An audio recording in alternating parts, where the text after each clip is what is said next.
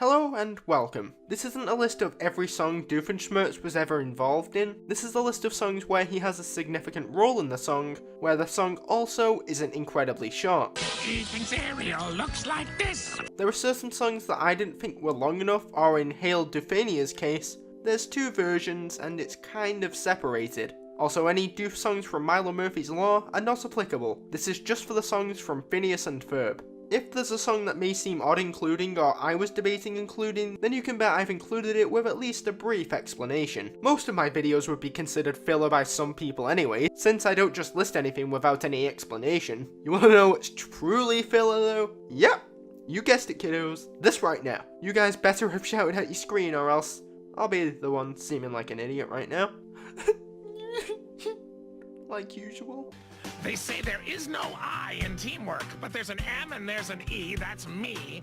I was hoping for a more grand send-off song for Doof in the Alka Files, but this isn't bad even if I was disappointed with what we got. Doof does get his leg kicks in there though for the grand finish. Doof's voice has changed quite a lot over the years. My favourite point is probably just season 2 and onwards. It changes a lot over time, but he's just more expressive season 2 and onwards. The main reason this is at the bottom is because his voice doesn't sound like Doof at certain points. He just sounds weird at certain points, kind of like someone's a really good Doof impersonator, but isn't quite there. I know it might have been a creative decision, but I doubt it since Doof's voice isn't like that in Milo Murphy's Law, which came out after this. I'm guessing Dan, the voice actor of Doofenshmirtz, might have had a cold or sore throat, or maybe just not the best voice direction. So decent, but something had to be at the bottom, and despite not being bad, this unfortunately had to get that slot. I'm blurry and drowsy, but balladry beckons. I knew Shot in the Butt with a Dart would be included,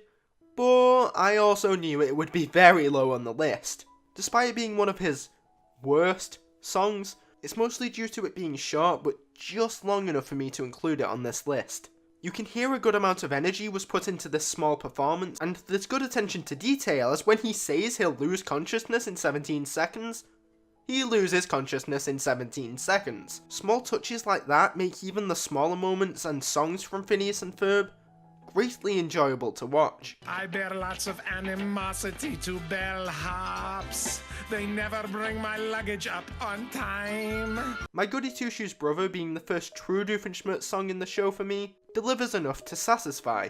More so even. However, it being the first song also means that Dan Puvenmeyer, I hope I'm saying that right, didn't quite know how he wanted Doof to sound when singing. Here Doof actually has a somewhat decent, not grating voice, while later songs in the series are good, despite his grating voice. The pigeons bouncing along to the song and Vanessa's kick being the whip noises are brilliant little details that help make moments go from good to great. Despite it feeling a bit off from later songs, I definitely like this one. Not only is Doof singing always fun, but this song really has him express his hatred for his brother Roger, and it even manages to get Vanessa involved, even if she herself doesn't sing. And hey, I always manage to get a dumb smirk on my face from the pigeons dancing and singing. Let me tell you my evil scheme. I'm gonna enslave your minds with a predictable melody. Doofenshmirtz's plan to mix country with western was as brilliant as it was evil. That's to say, not very, yet somehow everyone fell for it. That's amazing. The song just doesn't spew too much personality from Doof. It does what it needs to do, and that's to mix country with western, and it sounds nice. That's what the song was wanting to achieve. My favourite bit is obviously Doof's normal singing voice coming out. He clearly hadn't rehearsed the song in his normal voice. Well, my wardrobe, it used to be duller. Out of every song on this ranking, I feel no song matches the level of energy that comes from the very beginning of this song. You could damn well tell that Dan put his all into it. The ending is a fitting way to have it cut off too, simply having Dorothy crush Doof. Back in class, Evil 101, I always had so much fun. Impress My Professor feels like a big improvement over Goody Two Shoes Brother. While Goody Two Shoes Brother was good, it felt like a typical villain song. This, however, feels more like a Doof song. It has the Doof feel to it. entertaining, and ridiculous. You can tell he wants to perform this song, and that's why it's so good. This is the song that I feel started Doof singing as more a fun hobby, rather than an evil villain song sang out of necessity. Maybe you're a loser who's been sleeping in his car, or a crazy person saving all their toenails in a jar. Only Doof could insult his audience in a way that ends up insulting himself. I know that wasn't the intention on his behalf, and it might not have even been the writers, but I find it more fun listening to it the way I do. It may be short, but I find myself enjoying this one more than most people probably do, likely just due to Doof's go-to thing for explaining most things to be a song. My jaw is rugged, my hair is wavy, my eyes they twinkle and shine.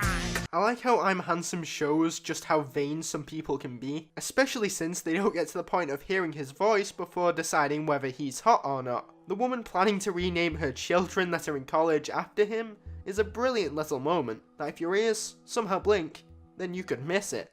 Lots of me, lots of me, lots of me, lots of me. At first I was thinking, hey, this is great, but there's more of me than even I can tolerate. Night of the Living Pharmacist managed to make Doof repeating the same phrase over and over and over, and over and over again not terrible to listen to, likely because Doof himself pokes fun at how annoying his voice is, and all his other flaws. Kind of like what I try to do with this channel. My voice is so annoying, right guys? And I'm fat too, and I'm not funny. Lots of Me is special because it almost feels like a fan remix. It uses a pre-existing line and then just adds a lot over the top of it to make it great. Doof rapping has always been weird, but in a good way. Also, I love the callback to Back in Gimmelstump. My mother's love was always inexplicably linked to kickball, and my brother was an expert from the start. A parody of a previous song from the show, and trust me, this wouldn't be the only time the show would parody itself. Rusted being one of my favourite moments from the series. I know what's wrong with you, you're busted.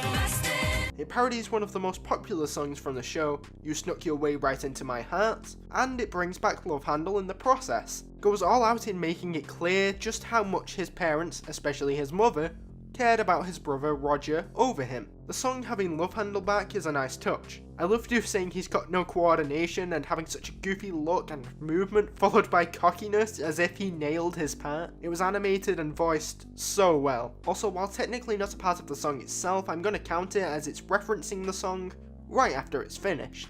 Doof brags to Perry about having Love Handle in a flashback, as if he's the best person in the world because of it. The song, but also the episode around it, makes Doof a much more likable villain than most of the heroes.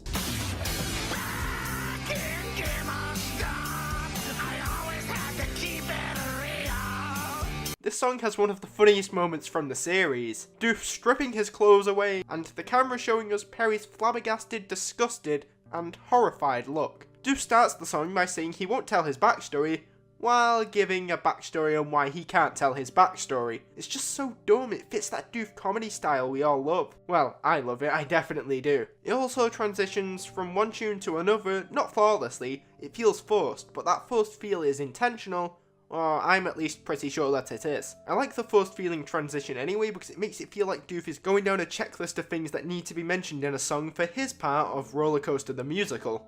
It's been a charmed life, got all I ever wanted, and I'm not too shy to flaunt it, you see. You can tell that Dan, or I at least think you can tell that Dan, either kept his teeth together for this song, or pushed his jaw forward to get that shh tendency in Doof's voice. That shh alone makes him sound older. It's great to know that even in Doof's old age, he'd still use a musical number as the main way of explaining his plans and our life. Sometimes you forget that Doof does have some genuine evil plans due to him being so goofy and impossible to take seriously. They say you only go around once. They say that opportunity never knocks twice, but if there's one thing I can say about the people who say that, they don't have this cool device. The song is brilliant. We hadn't gotten a full performance with just Doof and Candace before, because despite them being the two main antagonists of the series, they barely interact. Sure, they'd sang together in Blueprints, but it really isn't the same. Tomorrow is This Morning Again actually has them singing about the thing they've been trying to do all summer. bust the boys and take down Roger and take over the tri-state area. You might think maybe the Doof and Candace combination wasn't a thing before this because they wouldn't sound good together, but they do. For some reason, no Phineas and Ferb song ever seemed to have a problem harmonizing voices well, no matter which characters were involved. With these blueprints we can make a mighty tower. With these blueprints, we can mold a chocolate bar. This and Tomorrow Is This Morning Again, I was debating including because while he has a large role in both, they don't feel like a typical Doof song. They do include him though, so it made the rankings extra difficult because I had to judge them in a different way from the others, since it includes other characters. This song sounds really nice. I'd go as far to say it's one of the best sounding songs out of all of the series. We've got one prince, two prince, nothing we can't do, prince. It isn't very funny though, which is why it isn't ranked higher on the list. Though I do love Doof dancing with Perry. When a dictator gets deposed and then he's thrown into the dock, Oy vey. his wife is thrown in right beside him under key and lock. So to avoid a situation with such limited appeal, It may technically be a different Doofenshmirtz, but Doofenshmirtz isn't exactly the same guy, so it'd be cruel not to include this one on the list. Though Doofenshmirtz is much closer to our Doof than this guy. Not Doof and Charlene, his not ex-wife in this dimension, sing. By the way, I wasn't expecting her to be able to sing very well, but that's likely because everyone else that could had gotten a song before her. Even the "Aren't You a Little Young" guy. I've always liked Doof and Charlene's relationship in the universe we follow, and their alternate relationship in Return to the Second Dimension was interesting to see. I love how Doof explains things through song rather than giving a quick answer, and in this dimension, Charlene does the same. They're perfect for each other. You see, the force with me is weak. I've never been that hip or chic. People treat me like a freak. Sometimes they even boo and hiss. I was worried when I got up to the Marvel episode that it'd just be the characters being like, "Oh man, dude, you're the greatest." And then, my fears were crushed. We got a great episode with some villains that most kids won't be aware of. I was then worried about the Star Wars episode, even though I shouldn't have been, and we got a great song as a part of it. Doofenshmirtz wants to be taken more seriously as a Darth. There's no wonder why he's the lowest of the Darths, and yet somehow he's still one of the most competent members of Love Muffin. Wow, they must be bad. This is one of the longest songs in the series, and it definitely has that grand feeling to it. You know he's going to lose like always, but since it's a Star Wars parody, they could theoretically make him go one step further than normal, and still have it make some sense, giving back some sense of worry. I'll no longer be the lowest, the fastest, not the slowest, the yesest, not the knowest, and you'll all be eating crowest. I'll no longer be the lowest of the dots. Well, I'll be honest, I don't really understand, but I fell down this hill. Now I got glue on my hands and I got records on my fingers. Records on my fingers, I got records on my fingers and I just can't stop. This is definitely in the slot that is on this list, for the humour. I mean, it sounds good, but Doof winning over Vanessa's group of friends by complete accident is brilliant. Her friends thinking everything has to be a metaphor, it's just that great Phineas and Ferb wit that I think most people overlook when it comes to this show. I do find Olivia, Vanessa's voice actor, singing a bit out of place here, since her voice is pretty much just Vanessa, so for her to be doing the background singing while we're supposed to believe Vanessa isn't singing, is just hard. It makes you think it's her character. It doesn't feel right, like Lindonna, since it's clearly her. Nothing against her or her singing. She's a good voice actor and a great singer. Just a bit jarring. I find Vanessa calling her dad cool a little cheesy, but Doof's whininess and comedy more than make up for that. It's number 9, so it shouldn't be shocking that it makes up for that. Perry and Doof's relationship definitely evolved throughout the series. Heck, both the characters individually developed because of each other. Doof became more likeable and Perry actually learned some little things from Doof and got a friend out of it. Their evolving friendship is something I really like, and every time Perry helps Doof in some way, it makes me smile, especially when it's to help his and Vanessa's relationship. There's no platypus controlling me. There's no platypus controlling me. The Kinderlumper's probably gonna get ya, 'cause you've only ever been an awful kid. This song just gives me more and more reasons to empathise with Doof. Not only are his plans rarely actually sinister, intentionally anyway, but his childhood was built off of neglect and fear, yet the show manages to make it funny and sad. Impressive. Doof gets told bad things about the Kinderlumper, which looks similar to Doof, and Roger gets the good stuff. By the end of the song itself actually sounds pretty terrifying. If you live in Gimmelstump as a child, then the Kinderlumper will get you for something, and the fact that it's left ambiguous about what it'd do is scarier than if they just said it'd kill you. I love how petty the things would be for the Kinderlumper to get you. No wonder Doof is so damaged as a person. His parents clearly just wanted him to stay still. The Kinderlumper's gonna get ya!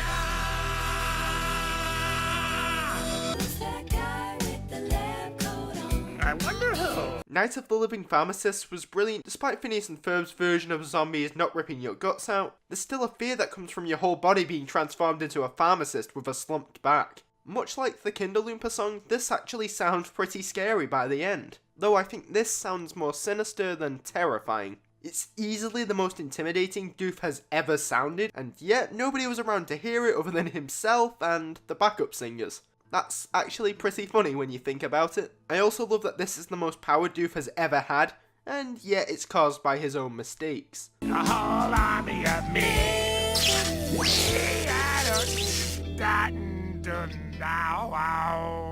You can can it with the mystery. You don't have to be so vague. One of the funniest things I've ever seen on TV was the Doof and Perry and Peter side of It's About Time. Doof and Perry have such a weird relationship. Sometimes they act like a couple, sometimes they're just being good friends, and sometimes they act like father and son, although it is mostly the two former rather than the latter, them being friends being the obvious actual state of their relationship. This song has Doof teaching Peter the Panda's nemesis how to be a better villain for Peter to thwart. This episode makes their relationship seem like it was in the It's About Time episode, which makes sense since it brings back Peter. Kind of. I love how the chorus girls are finally questioned, yet they never help Doof. They just come out on cue and leave. Communication is the key. If you just open up, you'll see. Maybe he'll stop courting me if you just talk.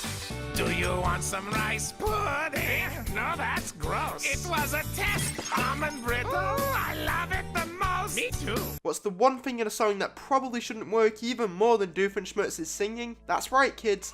2 or even more Doofenshmirtz's singing. One of which is actually evil, the other is, let's face it, he's in denial. Doof meeting himself as an idea is just great. In the Lots of Me song, he seems to notice his flaws more when looking at a different version of him through his own eyes, and he makes it funny. I love that the first thing the two Doofs did, other than question each other's existence, was to break out into a duet. It's clear that the audience expected it, so they just gave it to us straight away. The movie as a whole has a ton of great songs. Phineas and Ferb as a show has tons of great songs, so it was expected for the movie too as well. But I'm pretty sure this one is my favourite. But like I said at the beginning of the video, I am very biased towards Doof as a character since I like him so much. And this song has 2 Doofs, so the other songs in the movie didn't have much hope in me liking them more than this one. Twice the evil, double Doofenshmirtz, coming at you Fridays. Love was once a crazy dream.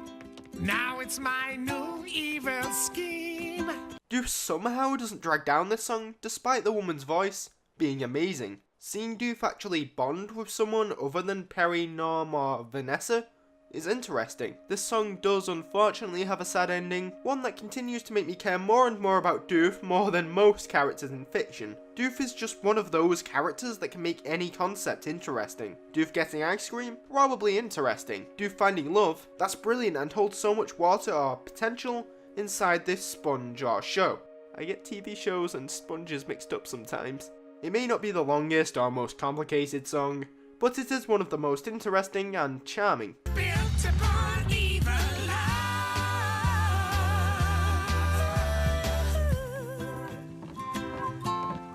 Evil love.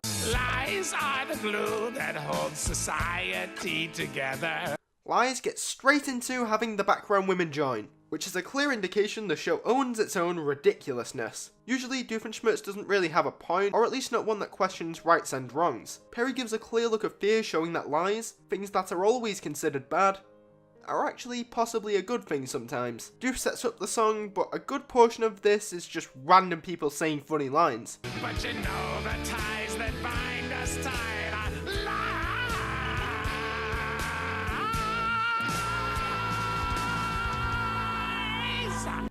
All my friends have spray-on tans, and they're getting back together with their old rock bands. Yes, their bland old lives are now filled with spices. They're having a midlife crisis. Doof has a midlife crisis, resulting in him trying to find his own midlife crisis, because he feels left out. Doof just always manages to make me feel bad for him somehow. As we learn in the Kelly Osbourne Countdown episode, the only episode that I can think of that I really dislike from this show, Doof's instrument of choice is a kazoo. Despite this not being a show I've watched over and over, although I've listened to certain songs a lot, that little comment about the kazoo stood out to me, and I was wondering if we'd get to see him use one in a song. My point?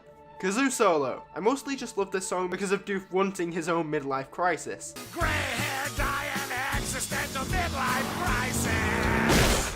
You see, Valentine's is torture and my birthday is a mess. New Year's is a lot of noise and Arbor Day's a pest. Halloween's a horror, but I guess I must confess that I really don't hate Christmas. This song does pretty much everything a Doof song needs. It has him singing about what he hates, it has something dumb being said, it has Perry trapped, it has a tragic backstory, and it has a grand finale. Doof hates the fact he doesn't hate Christmas.